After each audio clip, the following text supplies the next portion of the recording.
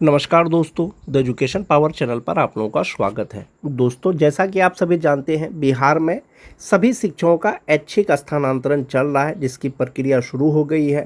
पहले जो है सरप्लस शिक्षकों का ऑनलाइन आवेदन लिया गया, उसके बाद जनरल ट्रांसफ़र शुरू होगा। इसके रिगार्डिंग जो मोस्ट इम्पोर्टेंट चीज़ एक है दोस्तों, वो है कि ई शिक्षा कोर्स पर प्रोफाइल अपडेट करना। प्रोफाइल में क्या अपडेट करना, आपका जैसे नियुक्ति हो गया, आपका रेसिडेंट सर्टिफिकेट हो गया। चूँकि रेसिडेंट सर्टिफिकेट अपलोड करना है और आपको अपना एड्रेस अपडेट करना है, जो आपका सही एड्रेस है वो आपको अपडेट करना है और रेसिडेंट सर्टिफिकेट आपको अपलोड भी करना है। ट्रांसफ़र के लिए जो नियमावली जारी किया गया है दोस्तों, कि पुरुष शिक्षकों को होम प्रखंड नहीं मिलेगा, यानी गृह प्रखंड में उसका पदस्थापन नहीं किया जा सकेगा।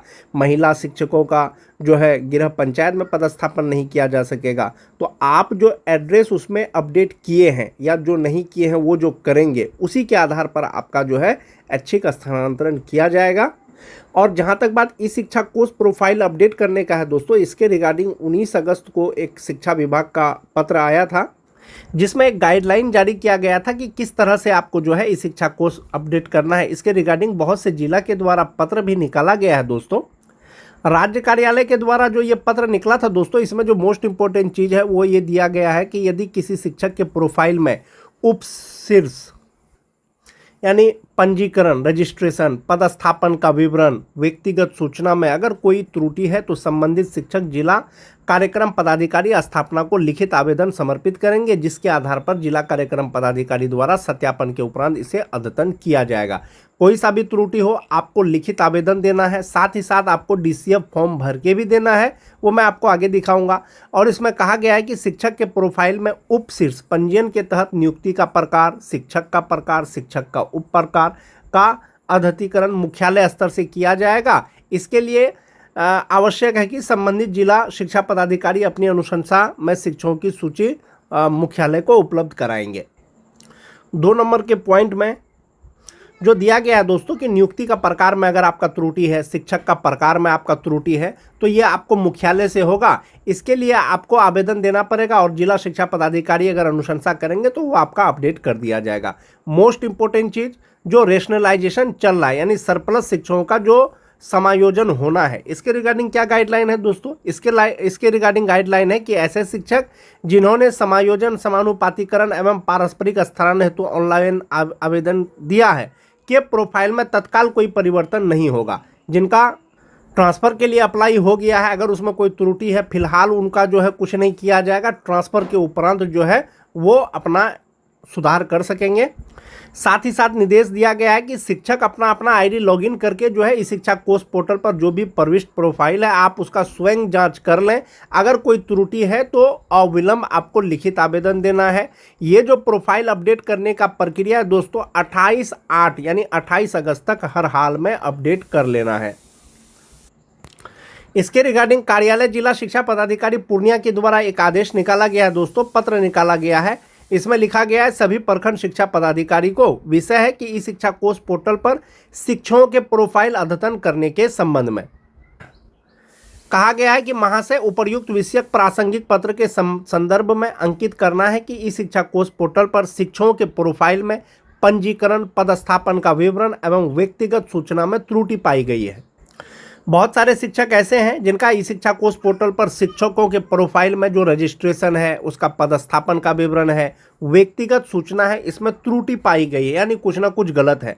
शिक्षकों के द्वारा प्रोफाइल में डीसीएफ फॉर्म, क्रमशः पंजीयन, पदस्थापन और व्यक्तिगत सूचना में त्रुटि में सुधार हेतु प्राप्त आवेदन को अलग अलग जन्म तिथि, योगदान तिथि, धर्म, सेवा में शामिल होने की तिथि इत्यादि समेकित करते हुए दिनांक 25 अगस्त के अपराह्न 5 बजे तक अचूक रूप से अधोहस्ताक्षरी कार्यालय को उपलब्ध कराना सुनिश्चित करेंगे। जिला शिक्षा कार्यालय के द्वारा दोस्तों एक डीसीएफ फॉर्म जारी किया गया है, जिसको भर करके अगर किन्हीं का त्रुटि है तो वो भर करके हर हाल में 25 अगस्त जमा कर दिया जाना है। और इसमें नोट लिखा गया है दोस्तों, अस्थायी पता एवं वर्तमान पता पत्राचार में सुधार हेतु कोई आवेदन स्वीकार नहीं किया जाएगा। आपका एड्रेस से संबंधित कोई भी मतलब आवेदन स्वीकार नहीं किया जाएगा कि सर हम जो है एड्रेस अपना अपडेट नहीं किए थे, उसके लिए आवेदन है। आपको जो आवेदन देना है सिर्फ यही सूचना के आधार पर देना है कि अगर आपका रजिस्ट्रेशन में कोई त्रुटि है, पदस्थापन में अगर कोई त्रुटि है, व्यक्तिगत सूचना में अगर कोई त्रुटि है, तो इसके लिए आप लिखित आवेदन, एक फॉर्मेट दिया गया है उसको भर करके आप 25 अगस्त तक जमा करेंगे। ध्यान रहे दोस्तों, आपका डाटा सही रहेगा ई शिक्षा कोष में, तभी आपका आसानी से ट्रांसफर हो पाएगा। अन्यथा की स्थिति में हो सकता है कि आपका ट्रांसफर अवरुद्ध हो जाए। तो ई शिक्षा कोष प्रोफाइल आपको हर हाल में अपडेट कर लेना है। कोई त्रुटि है तो आपको लिखित आवेदन दे देना है। जैसा कि आप सभी जानते हैं दोस्तों, बिहार के शिक्षकों को जो वेतन मिलता है वो ई शिक्षा कोष के ऑनलाइन अटेंडेंस के ही आधार पर मिलता है। जिला शिक्षा कार्यालय के द्वारा जो डीसीएफ फॉर्म जारी किया गया है दोस्तों, वो यही डीसीएफ फॉर्म है, ई शिक्षा कोष डीसीएफ फॉर टीचर। एक है रजिस्ट्रेशन इन्फॉर्मेशन में क्या, prefix, first name, middle name, last name, gender, date of birth, social category. बहुत लोगों का हो सकता है कि सोशल कैटेगरी मान जाते हैं कि वो बीसी कैटेगरी का हो, लेकिन उसके ई शिक्षा कोष पे ईबीसी शो कर रहा हो। ऐसी स्थिति में भी आपको आवेदन देना है।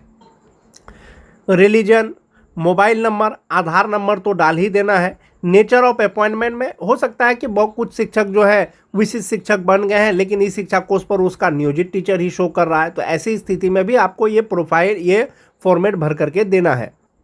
उसके बाद है दोस्तों कि type of teacher, type of सब teacher, class category 1 to 5, 6 to 8, 9, 10, 11, 12, appointment subject, जैसे कि 1 to 5 के टीचर हैं, कोई जनरल सब्जेक्ट के टीचर है लेकिन उसमें उर्दू हो गया हो, ऐसी स्थिति में भी उनको जो है ये डीसीएफ फॉर्म भर के देना है। उसके बाद है दोस्तों कि date of joining in the service, first joining, date of service, joining in service का मतलब हुआ दोस्तों कि फर्स्ट टाइम आपने कब ज्वाइन किया था। बहुत सारे शिक्षक जो है विद्यालय अध्यापक बन गए हैं, नियोजित शिक्षक से परीक्षा पास करने के बाद विशिष्ट शिक्षक बन गए हैं, तो आपको इसमें नया वाला ज्वाइनिंग तिथि नहीं देना है। Date of joining in the service first वाला आपको इस पर डेट देना है। उसके बाद है यूएएन नंबर, प्रान नंबर। अगर आप नियोजित शिक्षक हैं तो सिर्फ आपको यूएएन नंबर देना है। अगर आप विशिष्ट शिक्षक हैं, विद्यालय अध्यापक हैं, तो आपको सिर्फ प्रान नंबर डालना है इसमें। पोस्टिंग से संबंधित डिटेल्स, आपका ब्लॉक, डिस्ट्रिक्ट हो गया, ब्लॉक हो गया, सीआरसी, बहुत लोगों का जो है इस शिक्षा कोर्स में सीआरसी कुछ है, शो कुछ और कर रहा है, तो आप इसके लिए भी आवेदन दे सकते हैं। वो आपको मुख्यालय से वो सही कर दिया जाएगा। स्कूल, अपॉइंटमेंट फॉर लेबल, appointment authority, date of joining of the current school. अगर ये सब में अगर त्रुटि है आप चेक कर लेंगे। अगर त्रुटि है तो अविलंब आपको लिखित आवेदन दे देना है जिला कार्यक्रम पदाधिकारी स्थापना के नाम से। पर्सनल इन्फॉर्मेशन, आपका जो पैन नंबर है, फादर्स नेम, मदर्स नेम, ये भी आपको चेक कर लेना है। अगर कोई त्रुटि है तो आपको भर के देना है। मैरिटल स्टेटस, कुछ लोग होंगे जो मैरिड होंगे लेकिन उनके इस शिक्षा कोर्स पे अनमैरिड शो कर रहा है, तो इसके लिए भी आप आवेदन दे सकते हैं। Blood group, appointment category, disabled, whether awarded, एक ये हो गया। उसके बाद है दोस्तों परमानेंट एड्रेस, जो आपने रेसिडेंट सर्टिफिकेट अपलोड किया था वही वाला परमानेंट एड्रेस जो आपने भरा था इस शिक्षा कोर्स पे, वही वाला परमानेंट एड्रेस आपको भरना है।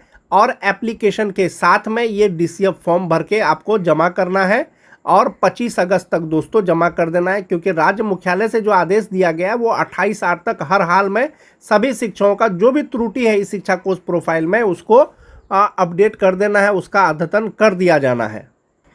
ये जो फॉर्मेट है दोस्तों मेरे टेलीग्राम चैनल के लिंक में ये आपको मिल जाएगा। आपका अगर त्रुटि है तो आप इसको भर के जमा कर सकते हैं। ई शिक्षा कोर्स प्रोफाइल अपडेट करने के रिगार्डिंग दोस्तों कार्यालय जिला शिक्षा पदाधिकारी सारण के द्वारा ये आदेश जारी किया गया, पत्र जारी किया गया है 21 अगस्त को। इसमें लिखा गया है सेवा में सभी संबंधित शिक्षक जो भी हैं सारण जिला के, कि विषय है ई शिक्षा कोर्स पर आवासीय पता अपडेट करने के संबंध में। यानी कि ई शिक्षा कोर्स में आवासीय का जो पता है, रेसिडेंस है, वो आपको अपडेट करना है।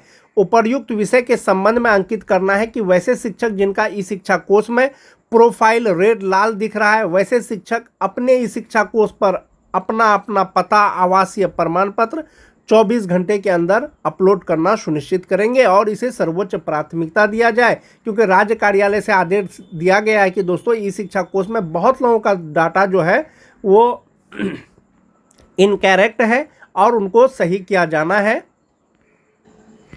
एक बार फिर से आप लोग दोस्तों ई शिक्षा कोष पर लॉगिन करके आप अपना प्रोफाइल चेक कर लें। अगर उसमें कोई त्रुटि है तो उसके लिए आप लिखित आवेदन के साथ में ये वाला फॉर्मेट भर करके आप कार्यालय में जमा कर दें।